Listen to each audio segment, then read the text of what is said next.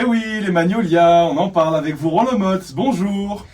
Merci, bonjour et merci de lancer les chroniques maintenant, puisque ça va devenir une habitude avec des sons, c'est très joli. Bah oui, j'ai moins à parler. Oui, c'est bien, oui, en plus. Pratique. En plus, oui. Donc, les magnolias, connus pour la chanson de Clo-Clo, mais à part ça, qu'est-ce que vous pouvez nous dire? Eh ben, c'est un bel arbre, c'est un grand arbuste ou un petit arbre, on va dire comme ça, qui a des feuilles, alors, soit caduques, qui tombent à l'automne pour certaines variétés, soit persistants.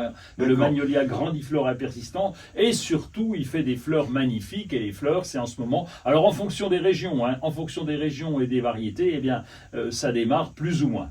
Vous m'avez dit, soit c'est persistant, soit caduque, Oui. soit c'est un arbre, soit c'est un arbuste, c'est un peu tout, votre histoire là. C'est un petit peu tout, mais bon, comme tout le monde, et vous en premier connaissez le magnolia, donc ça pose pas de problème, on voit à peu près la tête qu'il a. Non, on considère plutôt comme un arbre, et donc persistant ou caduque, oui, c'est sa particularité. Le grandiflora, donc qui a des feuilles persistantes, eh bien, est un peu plus sensible au froid que les autres variétés qui peuvent pousser, allez, on va dire un peu partout. Quid de la floraison?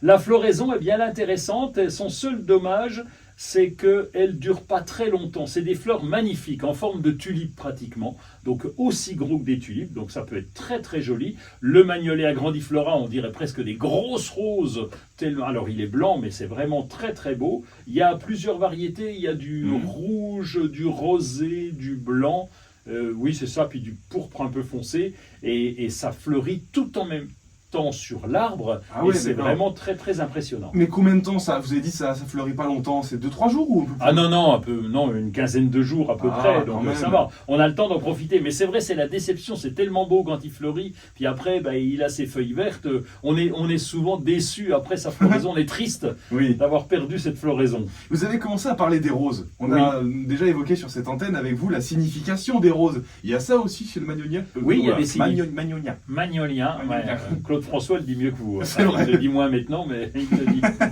le disait mieux que vous. Donc il symbolise la dignité, la noblesse et la persévérance. C'est tout moi ça. Oui, c'est ça. Alors aussi, en Asie, il associe aussi à la pureté, à la beauté. Quand on voit ces fleurs, c'est la première chose qui nous vient à l'esprit. Beauté, pureté, pour les fleurs blanches en tout cas. Et puis dans certaines cultures, le magnolia. Mais c'est dur à dire, hein. Ah, c'est dur, hein, oui. N'est pas Claude François qui veut. Et donc ce magnolia peut représenter aussi l'amour et la sensualité.